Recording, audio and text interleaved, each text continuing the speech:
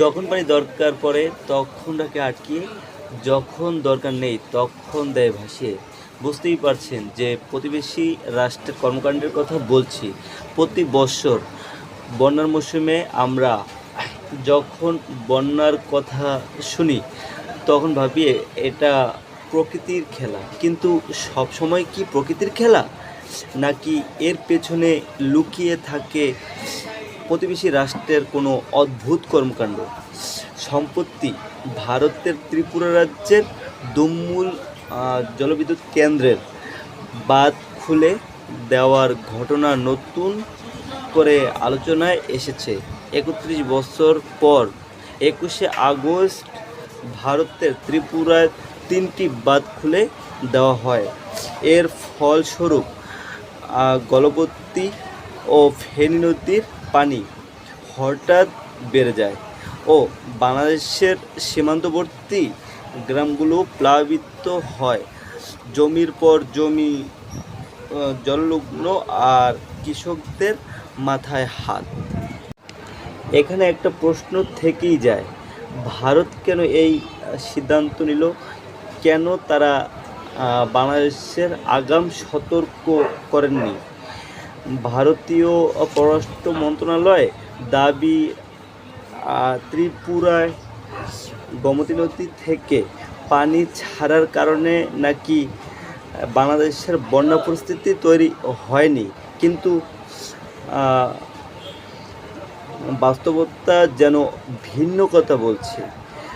সীমান্তের এপার ওপার প্লাবিত গ্রামগুলোতে হাজার হাজার মানুষ এখনও পানিবন্দী। কিন্তু এই বিষয়ে ভারত এখন পলক নীতি ধারণ করছে।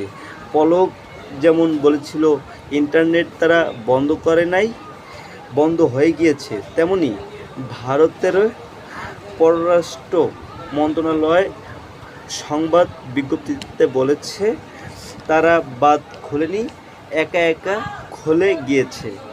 কিন্তু কয়েকদিনের টানা বৃষ্টিপাতে দেশটিতে ভয়াবহ বন্যা পরিস্থিতি দেখা দিয়েছে। দেশটির ত্রিপুরা রাজ্যে এই কারণে তারা ভেরিবাঁধ খুলে দিয়েছে। এর আগে ১৯৯৩ সালে খোলা হয়েছিল দুম্মুল জলধারা গেট। এরপর ৩ দশক পর আবার গেটটি খুলে দেওয়া হলো।